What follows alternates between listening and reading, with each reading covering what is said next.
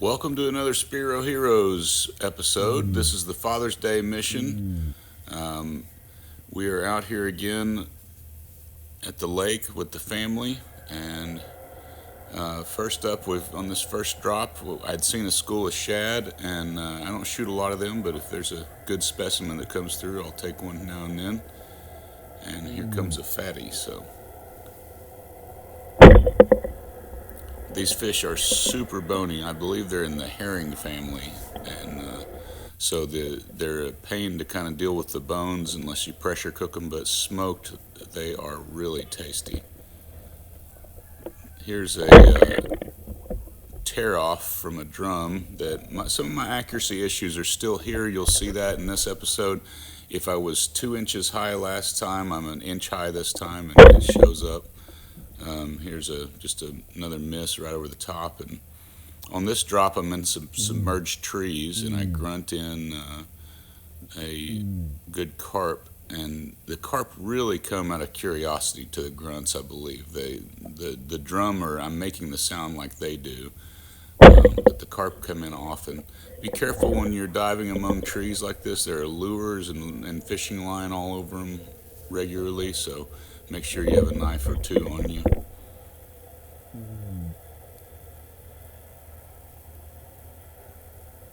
Here, on this drop, another carp comes in kind of out of the murk from the grunting.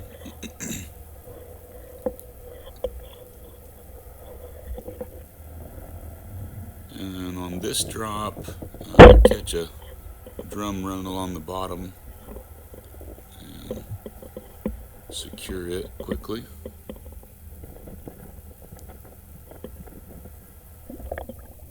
Beautiful fish. They range from kind of a gold to silver. Again, one of my favorite fish. Here's a drum swimming along on the way to the bottom. A lot of what I'm diving today is a pretty sloped bank as it goes from the shallow to the deep.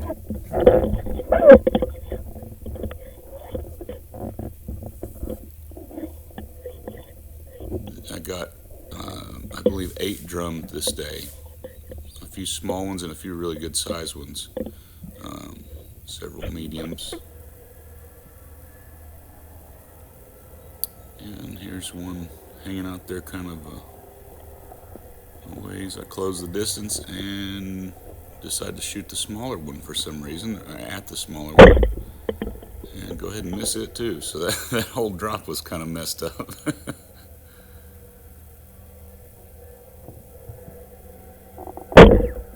And there's a little longer shot I take at a drum that I just miss again, right over the top. I think at the very edge of my range, it was probably hitting more like 2 inches higher. So I worked on the spear again when I got home, so hopefully this next trip it's completely fixed. I was consistently hitting about an inch higher than normally. Oh, I love this. This is a great clip. I saw this fish go into this cave, and so I came over and grunted at it and call it out, and it comes out and looks up. You can't tell from the video very well, but it kind of angles sideways and looks up at me, which my wife thought wasn't very nice, but I still got a nice drum. He has a really strange divot taken out of his forehead, and it makes me wonder, did I chip one off the top of his head a year or two ago, or maybe some other Spearo? You can see that notch out of his head there.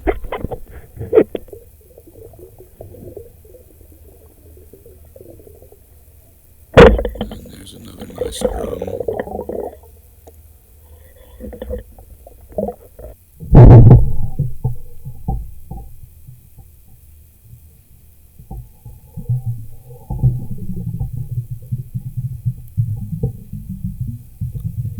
Great eating size fish. You can cook them however you want at that size.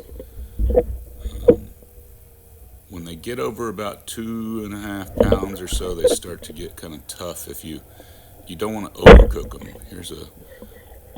You should see that fish just juke right around that. I shoot right in front of him and he takes off. Here's a feeding drum.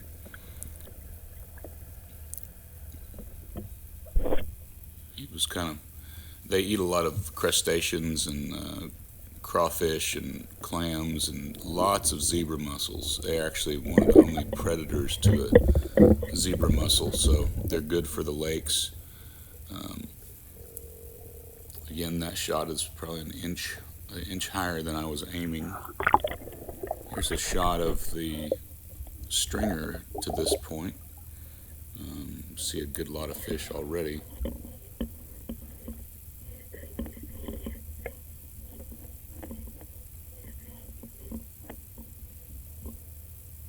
And this next shot is later on, towards the end. I was about to get out, and it was in the murky water right at the getting out spot. And I just spotted this nice sized buffalo coming through, and I love buffalo fish. They look like carp to a lot of people. They are not carp. They're in a whole different family. They're bony like carp, but they are white meat that is, to me, they taste like a large bony walleye, and there are some boneless cuts on them too. Here's a quick running drum that I got.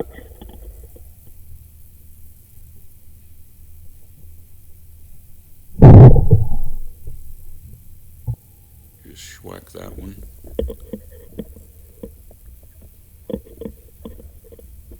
Again, just such pretty fish, cool fish.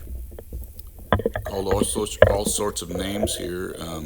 People call them drum in Oklahoma mostly, but they get called sheep's head in a lot of the northern states. Gaspergoo down in the south.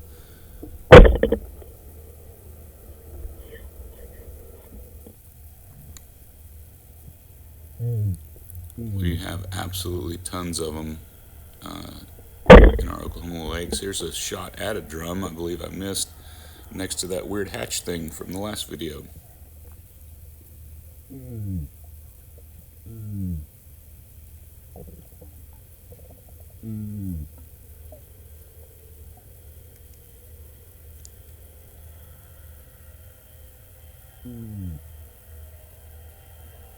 Just waiting on the bottom for something to come into the grunts, and here he comes. This fish barely held on. You can see I just barely clipped the top of him. This next fish is very disappointing. I can't stand when I do stuff like this, and just a reminder to everyone watching, to the dozen of people watching, make sure your flopper's engaged and that your fish is really secured before you take a selfie with it, because you'll see when it slows down here, this fish just slips right over that closed flopper and gone, and it looks especially stupid on slow motion, so hate to lose one like that, but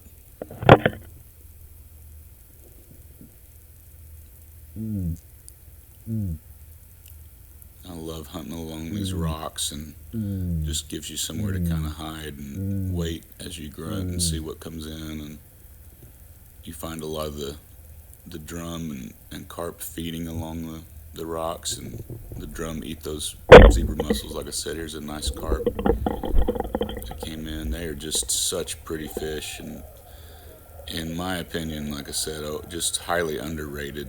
You know,